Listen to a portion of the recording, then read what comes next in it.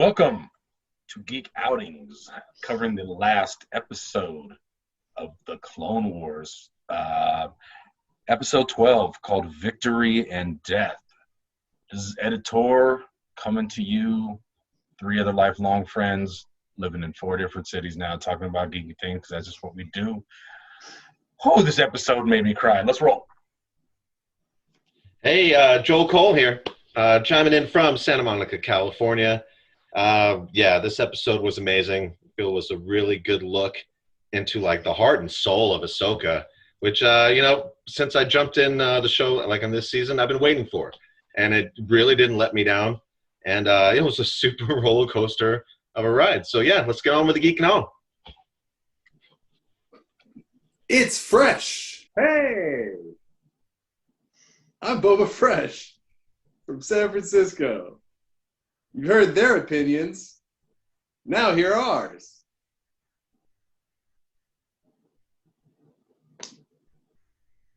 Rob Lucy coming at you from Southern Oregon. Glad to be with you. Excited to talk about the final episode of Clone Wars, which has been 8-10 years in the making now at this point. If you're going to end a series, this is the way you end a series. I am so stoked at how it all wrapped up. Excited to hear what the people watching this are thinking. Excited to hear what my friends are thinking. Let's get into it. Cool.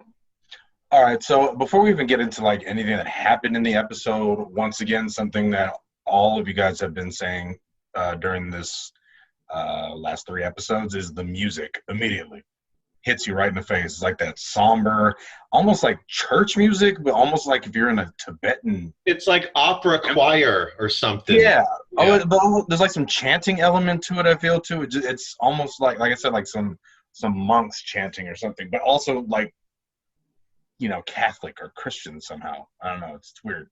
But the music definitely from the beginning is very somber, and that kind of rings through the whole episode. So if you guys haven't noticed that before, just go back, watch it with the eyes of listening to the music, and it's a completely different experience. But what was really interesting was that the sound, not only was it ominous and there was chanting, it was descending into a vacuum. And I had pointed out earlier, like there were certain times where music was constantly ascending. Like it never hit that crescendo note that made it complete.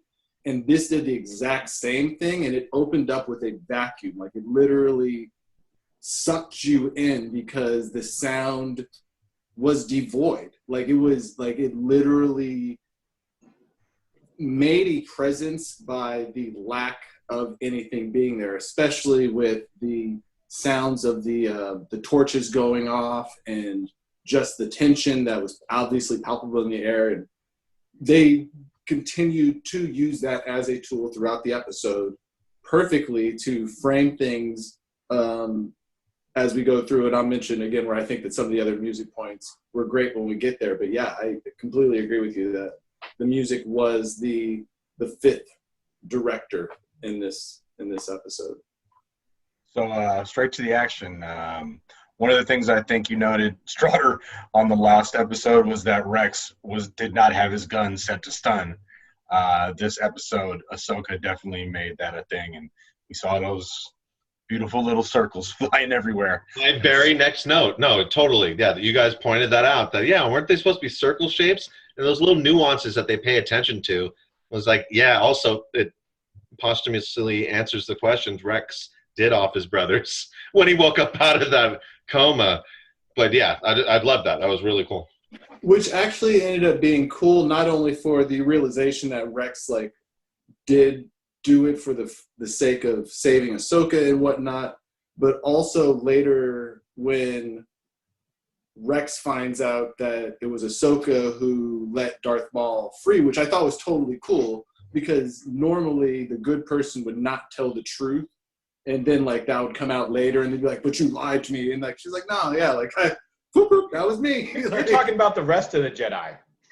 And so it ends up being cool because it justifies, I shouldn't say it justifies, but it ends up finding a balance for the lives that he's already taken, because by basically extension of action, she's taken lives through Darth Maul, and which, you know, event to the crescendo of the actual episode we'll get to. But yeah, I thought that was dope. Yeah, they're standing on the observation deck of the landing platform, and Rex is like, "Hey, we got to go through them. We got to kill." And Ahsoka's like, "No, pause it, homie. They're your brothers. They're warriors. They're doing their jobs. But I'm not going to kill them, and by default, we're not going to kill them, knowing that that's going to make it inexorably harder for them to make their escape." Really highlighting Ahsoka's character, not her character, but the character of her person. Like, she separated herself from the Jedi, who have recently proven themselves to be a little bit less than perfect, which they'd like to think themselves as, and said, "Hey, I'm not going to do this. I'm going to do it not the easy way. I'm going to do it the hard way, not to kill these people."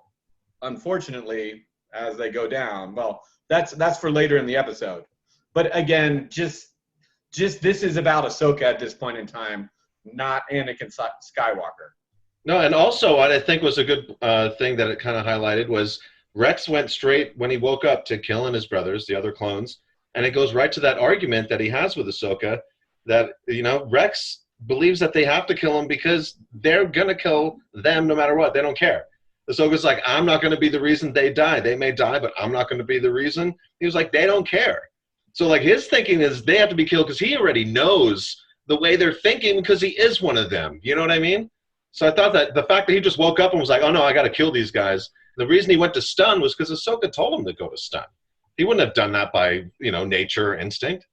Let me ask you this question, Boba. Have you seen The Rise of Skywalker yet? I have not watched the Rise of Skywalker yet. Rex's helmet coming off with the tear.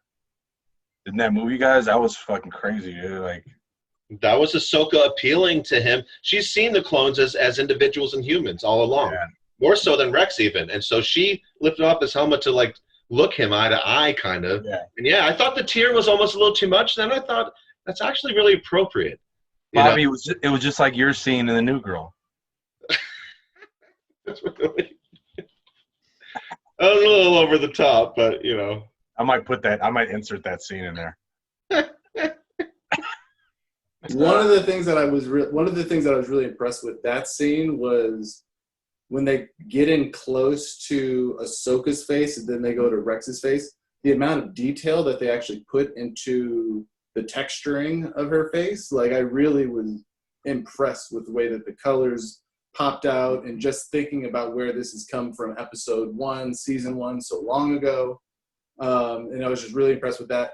And again, it sets up amazing action sequences. I think that Ahsoka pulling the ship back, and oh my God, the elevator lifts and the droids and all the emotion that they end up giving the droids, who normally are just so, if they die, who cares if they die? In fact, if anything, starting from episode 1, 2, and 3, the whole idea is that the droids are lifeless and that we're not supposed to care about them being wiped out by the millions. And this final episode of the Clone Wars highlights our emotional investment is to be these guys dying. And it reminded me of the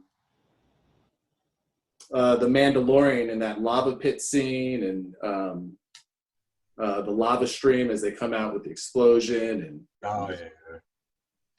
It was just nice to see that. If we're comparing it, and we should, to Revenge of the Sith, Order 66 is enacted, but it does not make the clones mindless. They're still thinking, and he goes in there. He's like, "Hey, she's not a Jedi anymore," and they have this debate that at least pauses the game. So the clones are not thinking like mindless, like, "Oh, let's kill the Jedi." They just flip the script. They're just thinking of them as the separatists. Oh, now they're our enemies too. So Rex has this debate with him. She's not our enemy. She's not even a Jedi. And that pauses them enough to get close enough to the ship where Maul comes in and is like, "Hey, I'm Maul. I'm grabbing the ship." and then just the sequence of Ahsoka deflecting like the phaser shots and not killing any other clones and still sticking to her character, going down on the elevator. Oh my goodness. What about when she's hanging on that rope and she's just deflecting shit everywhere with one arm like it was nothing? Oh, wonderful. What about when she cuts the floor around them in a circle so they can? Oh, wonderful. Same thing that Obi-Wan and Anakin did in Revenge of the Sith, or I don't know if it was Revenge of the Sith or before that, but that's that same move where they're like, boop, and then they drop down the floor. So there were these really cool fan service moments back to the movies that they were able to put in there. It was just great. What a wonderful episode. Oh my goodness. So like one of the other fan service things I noticed, since we're kind of there chronologically, is when Maul first comes out, and it's just like what is that? Star Wars: The New Hope, when they're running out, they're about to go to the Millennium Falcon, and then Luke sees Obi-Wan fighting Vader. So then you see like Ahsoka with a lightsaber, and the way he's running across to the ship looks exactly like it. Reminded me so much stuff. Like even the first time, I didn't have to like try to delve into it. I just noticed like right off the bat, this is fucking Star Wars. And then they do Empire later too, of course. Well, certainly. But the animation was wonderful. The sequence was wonderful. The way that they get it done is wonderful. And then after it happens, Rex walking back from burying his brothers and seeing all the helmets lined up from everybody. Woo! No, and seeing the toll it takes on Ahsoka. I thought that was so well done. It was beautifully done. And then I think you can see that also, Schroeder, that you were mentioning how like how they texturize her skin and everything. On that last scene when she's like looking at everything, dude, you can they're so detailed. Like her expression, all the different shades of like white and I don't know what creamsicle and orange, you know what I mean? The pupils of their eyes expanding and contracting with their it's unbelievable. I agree. I mean, I guess that just takes us to that final tasteful scene. The Vader in the reflection of the Ahsoka clone trooper, man. That's the way it stops right there. It's so cold. There's no music, I don't think, in that last scene either. So it makes it feel even more just kind of like dead air, cold, and him walking through the planet, and you see the ice. Well, it's so Hoth-esque, right? But for them to wrap up this series the way that they did on this note with Ahsoka's painted image on a clone trooper's empty helmet with Vader's back to it. I mean, wow. Like, put a bow on it. Yeah. It left me with a couple questions to tag on to what you said. How long had it been since Ahsoka left the planet, since Vader got there? And Vader picking up her lightsaber, like, whoo. And then he picks up her lightsaber. One thing that stood out to me is that you see his eyes. Like, they zoom in, and they're like you could see through the visors, and it's this reddish eye thing, and he pauses when he lights up the lightsaber, like, ooh. So I'm, if you go through the timeline, is it 6 months? Is it a year since the cruiser had crashed on that planet and he finally got there? Obviously, this is the first time you see him in Clone Wars in Vader, in the Darth Vader outfit. So he has been through a lot, like hunting down Jedi throughout the galaxy. Is he hunting down Ahsoka? Does he pick up the lightsaber and say, "Ooh, I just missed her right here"? Does that fast forward to Star Wars Rebels in the future? Like, oh, this is now my enemy. The other thing that tripped me out was he lights it up. He looks up in the sky and sees a raven flying around. Is that Mortis? Is there a little bit of symbolism? Mortis, Bobby, if you don't know who Mortis is, that is the female force god of the light side, which is very contentious, I think, with me personally, of how they've changed some canon things going on. But again, beautifully done. I had no idea. Wait. So there's an embodiment of the light side of the Force, and it has a male and female persona? And so Mortis is the female, like the goddess of the light. Okay, so there's the father, which is the balance, and the father has a son, which is the dark side, and then Mortis, which is the light side. Oh. It's about a 10-episode arc in Clone Wars, which tripped me out. There, just the idea of him looking up and seeing something free, something that's out of his reach, something that you know, like that Ahsoka represents in all of those things, and in this own way, like, I mean, we know that it represents Ahsoka, but Ahsoka's also looking down on him, you know, like, and so I think that ending it off on this highly symbolic gesture was totally right, and it was beautiful. It was interesting that, as Lucy says, we don't know exactly when this is happening. We don't know the trajectory at this point that the ship was on, but we do see the probe droids, and it's possible that this could be tied in with the time that Vader was sent looking for the rebel base on Hoth, and he sent out all of those random droid probe ships from all the possible trajectories that they could have taken the light ship jump from. I also did think it was kind of poetic, but really, really sad and depressing. Her standing in front of her battalion like she did in the beginning, like what, 3 episodes ago, and just being in awe of them, and like how much they respected her and supported her, and, you know, did the face painting for her, and now she's just standing in front of their ghosts, or like her army became a cemetery. Like, well, that's what kind of hit me.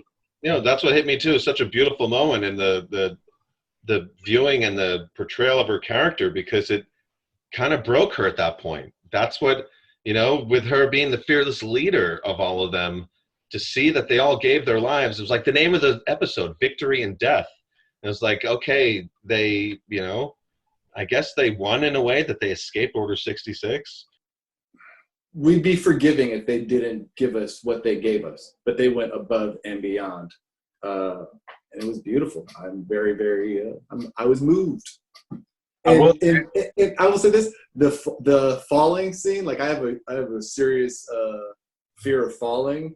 When they were doing that ascending scene, like when that shit was done, like I literally had sweat in my palms. I was like, this shit is like, it was like watching those parkour dudes like running around Shanghai construction rooftops. I was just like, this is too much for me. Yeah. So on a closing note, I will say, if people are mad about Last Jedi and people haven't even seen Rise of Skywalker, at least we got The Mandalorian and we got season 7 of Clone Wars. So, you know, there is a balance to the Force. All right, Geek Outings. Kind of teary-eyed on the end of this great series. If you guys like, you know, we have a bunch of other videos about other stuff. Like, subscribe, check it out, send it to a friend. Hopefully you enjoy it. We definitely get a kick out of it. Editor, coming out of San Antonio. That's Texas. And Joel Cole coming to you from Santa Monica, California. This has been a hell of a ride. Super awesome show. Super awesome series to watch. It was a lot of fun. Yeah, until the next time, you know, we love doing these episodes for you. So if you like them, subscribe to our channel, share them with a friend that maybe wants to geek out with this stuff with you. But until then, until the next episode, what we do, keep on geeking on strong, and may the Force be with you. Boom, boom, boom, boom, boom, boom, boom, boom, boom, boom, boom, boom. You're blind, baby. You're blind to the fact. Yo, this is Boba Fresh coming from San Francisco. We had a great time these last, 12 weeks. That's crazy. You know what you could have done in 12 weeks? Yeah, me either. I don't know what you do in your spare time. But what I will say is that you spent some of it watching us, and I think you're pretty cool for that. So if you want to stay cool, watch this part first and then watch it at the beginning, because I'm going to tell you right now, spoiler alert. And it was great seeing all y'all. I love my friends. I love being geeks with y'all. Peace. Hey, I second that emotion. What a wonderful final story arc and final episode to a wonderful series. Kudos to Disney and Lucasfilms for putting this out. As we close this one, I'd like to thank the people that are watching this. And what do you think we should start reviewing on a regular basis next for the half a dozen people that are watching it besides us? Like to know what you think. And glad to have you with us. Like, comment, subscribe. See ya.